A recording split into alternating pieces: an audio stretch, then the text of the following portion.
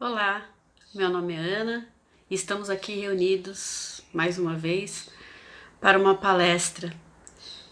E hoje o assunto é muito querido porque a gente vai fazer uma homenagem. Essa semana a gente comemora o nascimento de Cairbar Schutel. No dia 22 de setembro de 1868, nascia Cairbar de Souza Schutel. E muitas pessoas devem estar se perguntando: quem foi Cairbar?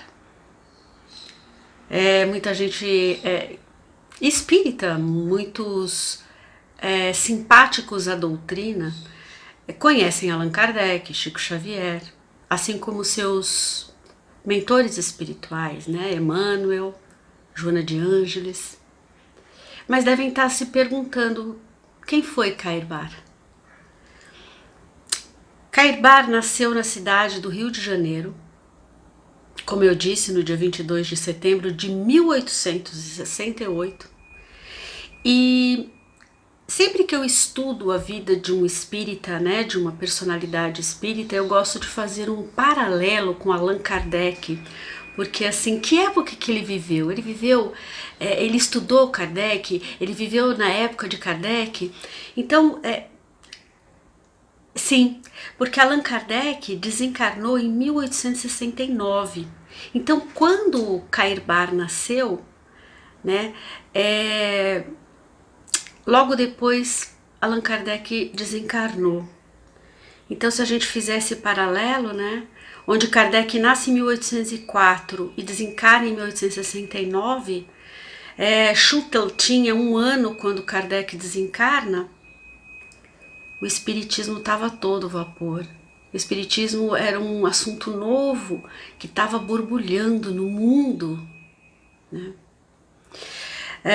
É claro que as coisas por aqui elas chegavam com mais atraso. No mundo, né? Não existia nenhum meio de comunicação que a gente tem hoje, que as coisas voam, né? Mas as coisas chegavam. E a doutrina espírita, logicamente, chegou com toda aquela comunicação com todo aquele interesse, toda aquela curiosidade que existia através das mesas girantes e tudo mais. E Cairbar, ele ficou órfão muito cedo. Aos 9 anos de idade, primeiro ele perde o pai e 6 meses depois ele perde a mãe. Então, com 9 anos de idade, ele foi obrigado praticamente a ir viver com o avô paterno. E na sua biografia diz que a prova maior porque teria que passar seu espírito amoroso e extremamente sensível foi a perda dos pais. Depois de se tornar órfão e viver com o avô paterno, né? Esse avô o matriculou na escola, no Colégio Imperial Dom Pedro, no Rio de Janeiro. E ali Cairbar estuda até o 2º ano. É só essa informação que a gente tem, então a gente não sabe dizer exatamente quando foi esse 2º ano, mas pela idade, né, ele deixa a escola por volta dos 17 anos. Como ele não quer mais continuar com os estudos, ele acaba saindo também da casa do avô e passa a viver independentemente. Ele consegue um emprego como prático de farmácia. Ele se interessa muito pela área da farmácia porque ele tem na família uma veia médica, né? E ele se interessa, ele tem tios médicos, avô médico, então ele se interessa pela área da medicina. E ele vai trabalhar como prático de farmácia. Com todo esse conhecimento que existia na área da medicina, e, por exemplo, o tio sendo médico pela Faculdade do Rio de Janeiro de Medicina, também literato e jornalista, ele tinha, esse tio, um vasto círculo de amizades. Por isso ele já havia participado de vários cargos na política, esse tio do Cairbar. Não só no Rio, como no sul do país. E ele poderia ter arranjado um trabalho melhor. Ele poderia ter ido trabalhar em cargos públicos, né? Mas até ter um salário melhor, né? Mas ele preferiu andar pelas suas próprias pernas. E aos 17 anos, ele decide deixar esse emprego onde ele tem, na farmácia, né? Onde ele trabalhava. E como ele já era um excelente prático em farmácia, ele, como um espírito muito iluminado que ele já era, ele se sente a necessidade de levar essa luz para outros lugares. E Cairbar, acho que já estava na hora de partir, né? Ele se sente atraído para outras oportunidades e ele vai para o estado de São Paulo. Ele se fixa primeiro em Piracicaba, né, que já era uma cidade avançada, era uma cidade grande. Dirige uma farmácia lá, a Farmácia Neves, e logo depois ele segue para Araraquara. Em Araraquara ele fica um período, mas não era ali que ele queria ficar. A espiritualidade já o estava chamando para outros locais.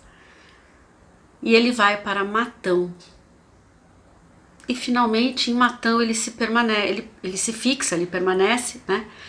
Naquela época Matão era um lugarejo, não era considerado ainda uma cidade. Era um mato só, como a própria cidade, o nome da cidade diz, Matão. E com pouquíssimas casas, né? Totalmente dependente de Araraquara.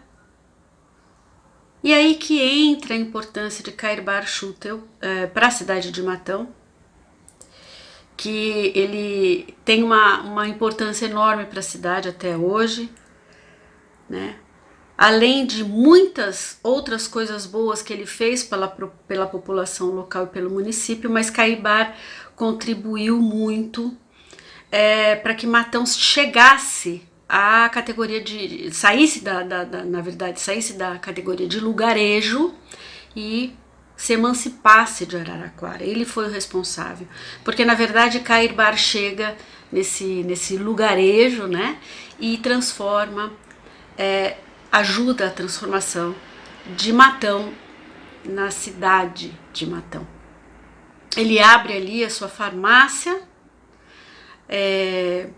como prático de farmácia, ele começa a prescrever. A gente sabe muito bem a importância do prático em farmácia na época, né, daquela época, do interior principalmente, das cidades, né, onde o farmacêutico era como se fosse um médico, né, ele prescrevia a medicação como se fosse realmente um médico, né? Então ele foi muito importante, ele ajudou muito a população carente e a importância de Schutel para a cidade de Matão, além de muitas, né, foi a contribuição da transformação de lugarejo para a independência de Araraquara, porque Matão era totalmente dependente. E como é que foi que isso tudo aconteceu? Na verdade, ele foi o primeiro presidente da Câmara Municipal de Matão.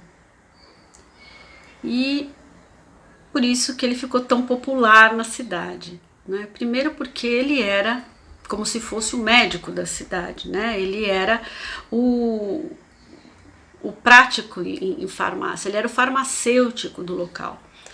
E ele se tornou, claro que muito popular, abrindo a sua farmácia, atendendo os pobres carentes, né? Ele não cobrava por isso. E é claro que as pessoas o elegeriam o presidente da Câmara, né? Era como se fosse o primeiro prefeito da cidade de Matão. Isso foi em 1889. Então, quando ele chega na cidade em meados de 85, né, porque ele sai do Rio com 17 anos, então em apenas 4 anos ele consegue se eleger prefeito, praticamente emancipar a cidade de Matão de Araraquara, né, e se tornar o prefeito lá de Matão. Dizem que ele não tinha adversários políticos, porque sempre foi muito humilde, trabalhava para a população, e ele conquistava, na verdade, os corações de todos, tendo até mesmo adquirido o prédio onde foi instalada a Câmara Municipal com os seus próprios recursos. Mas é claro que ele não tinha vindo só com essa missão política, né?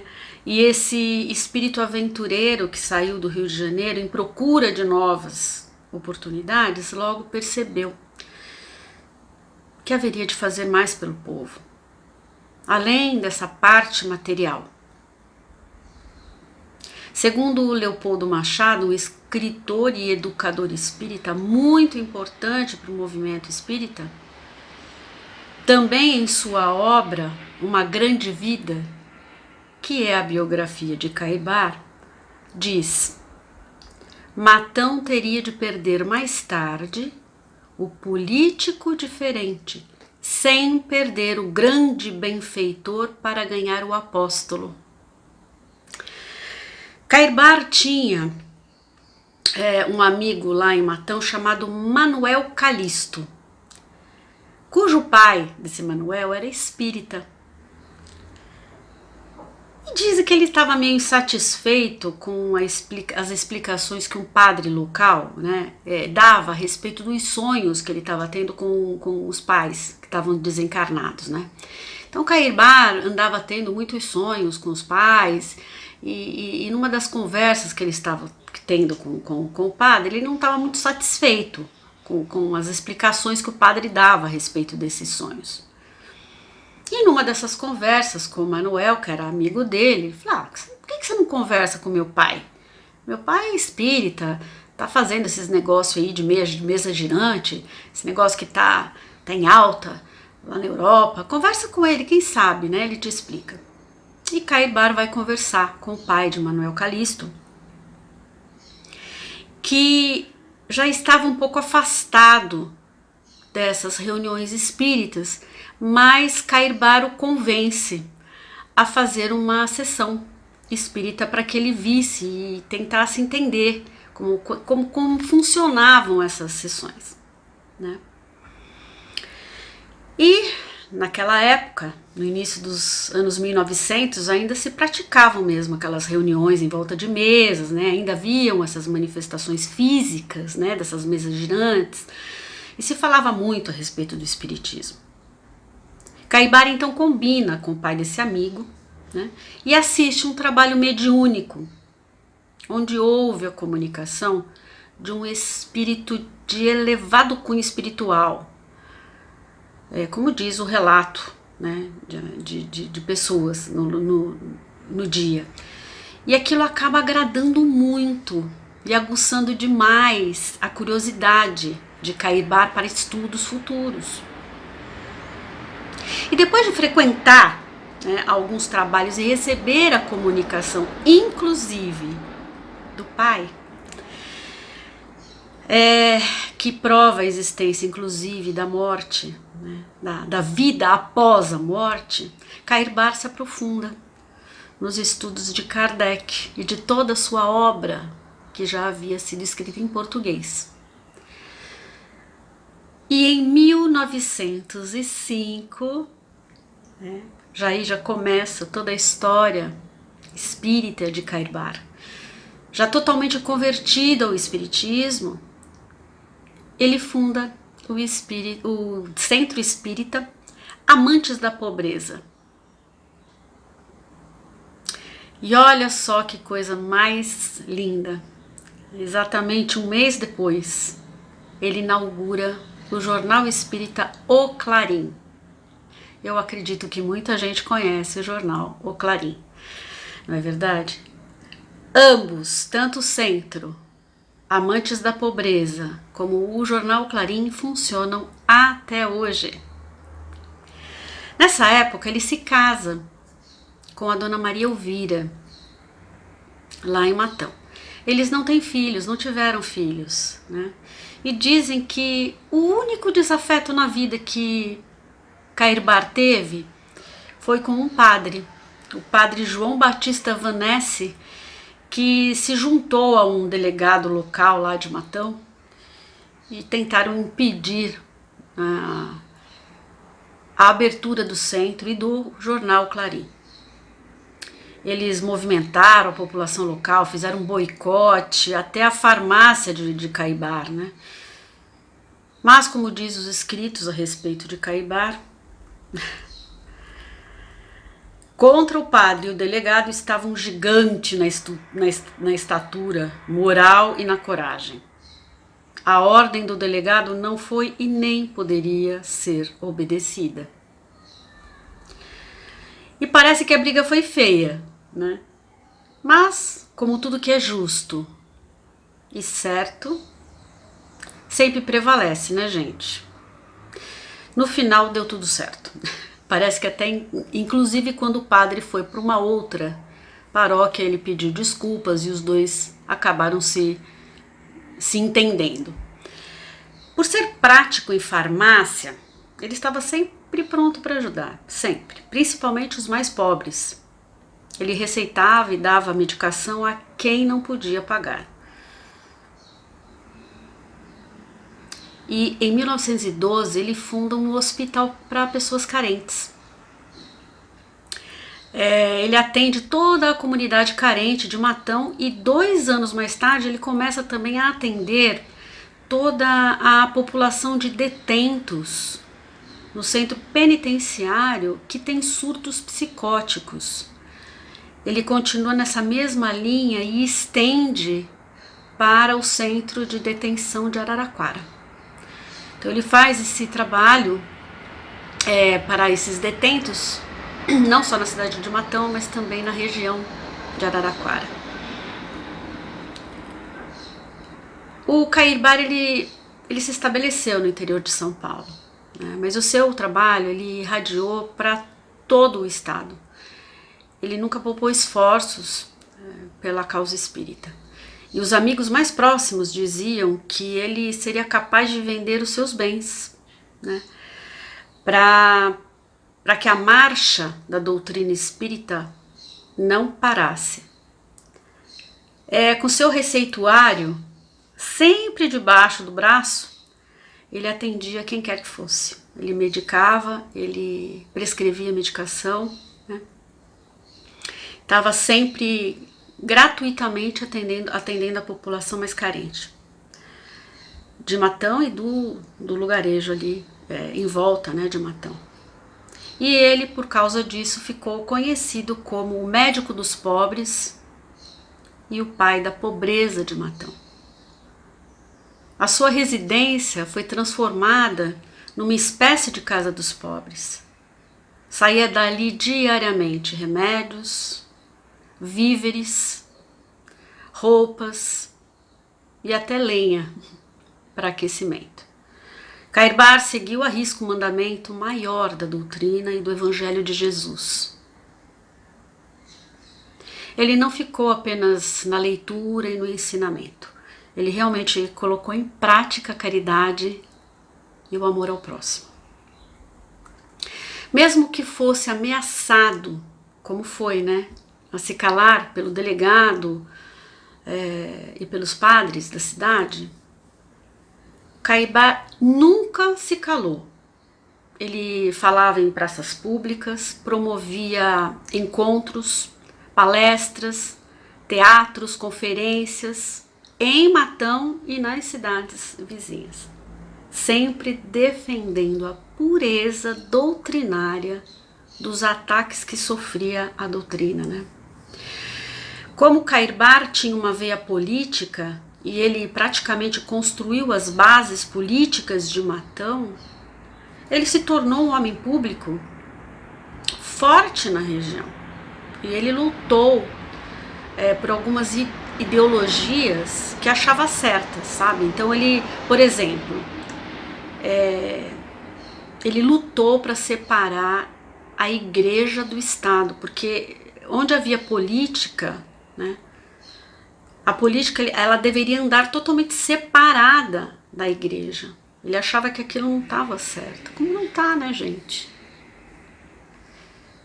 E ele lutou também bastante para o fim do ensino religioso nas escolas, porque ele achava que assim dava a chance da escolha. Olha que legal isso, né? Aquela coisa do ensino religioso para criança na escola obriga o segmento, né, da linha doutrinária, da linha do credo, né? E ele achava que aquilo não estava certo. E além do centro espírita Amantes da Pobreza, o jornal Clarim, que estão em funcionamento até hoje, Cairbar também escreveu uma coletânea de livros espíritas a partir de 1911. Foram 17 livros, né, que são reeditados até hoje. Um deles, o Conferências Radiofônicas, um dos mais importantes, traz mais de 200 páginas de palestras espíritas feitas pelo rádio. Olha que legal. Sabe por que é legal isso, gente? Porque entre 1936 e 37, ele fez palestras pelo rádio, provando que Cairbar Schutel foi o pioneiro em palestras feitas pelo rádio. E foram transmitidas pela Rádio de Cultura de Araraquara. Os livros de Cairbar completam com importância grande, né, a nossa biblioteca espírita, né? São eles A Vida no Outro Mundo, Cartas a Esmo, Conferências Radiofônicas, Espiritismo e Materialismo, Espiritismo e Protestantismo, Espiritismo para as Crianças, olha aí que legal, Gênese da Alma, Histeria e Fenômenos Psíquicos, Interpretação Sintética do Apocalipse, Médiuns e Mediunidade, olha aí os médiuns, o Batismo, o Diabo e a Igreja, o Espírito do Cristianismo, os Fatos Espíritas e as Forças X, Parábolas e Ensinos de Jesus, Preces Espíritas, Vida e Atos dos Apóstolos. É claro que com tudo isso, né, e com toda essa paixão pela doutrina, ele não ficaria só nisso, né? E em 15 de fevereiro de 1925, em colaboração com um grande idealista também, chamado Luiz Carlos de Oliveira Borges, que franqueou, na verdade, meios materiais, eles lançaram a Revista Internacional do Espiritismo. Mais uma obra de Cairbar que circula até os dias de hoje. A Revista Internacional era impressa em papel crochê e saía quinzenalmente. Parece que há pouco tempo atrás ela passou a ser mensal. É uma revista que trata mais do aspecto científico do espiritismo, né, e publica aspectos internacionais da doutrina. Personagens internacionais sempre estampam a revista, como Charles Richer, Ernesto Bozano, Gabriel Delany e muitos outros. Cairbar escrevia permanentemente artigos para essa revista. Cairbar, conhecido como o Apóstolo de Matão, desencarnou no dia 30 de janeiro de 1938, vítima de um aneurisma. Morria aos 69 anos, o pai dos pobres de Matão. e, como era de se esperar, todos ficaram muito tristes, muito comovidos. O comércio de toda a região fechou. A indústria paralisou. Não só a cidade de Matão, mas Araraquara e muitas outras cidades do Brasil fizeram sessões solenes, homenageando o homem que praticou o Evangelho de Jesus. Todos os órgãos espíritas brasileiros e mesmo alguns estrangeiros dedicaram artigos importantes. Sua morte foi mencionada por colegas espíritas ao redor do mundo como forma de homenagem, como Gabriel Gobron, francês que estudou a doutrina e que publicou na Revue Spirit Belge. Caibar Schutel, meu doce grande irmão, fosse-te destes espíritos raros que se reconhecem não pelas torrentes de suas belas palavras, mas pelos gestos e pelas ações que praticam a serviço do próximo. Saiu também no Mensageiro Espírita de Lisboa a projeção de sua obra e alguma coisa de grande, mesmo de extraordinário nos anais do Espiritismo, e a sua memória, a memória de um obreiro heróico que ao ideal sacrificou toda a sua vida, há de perdurar através das gerações vindouras. E um de seus amigos disse: em seu peito pulsava um coração generoso. Se sua inteligência era grande, maior era o seu coração. Os próprios adversários do espiritismo não tinham coragem de atacá-lo. Tão grande era a sua projeção moral, a grandeza da sua dedicação fazia que o estimassem cheio de respeito. Esse era Caibar Schutel, um grande espírita que colaborou muito com a nossa obra. A espiritualidade sabe muito o que faz. Ele foi um homem grande que trouxe para o interior do nosso país a doutrina espírita, que veio iluminar, veio projetar o espiritismo, né?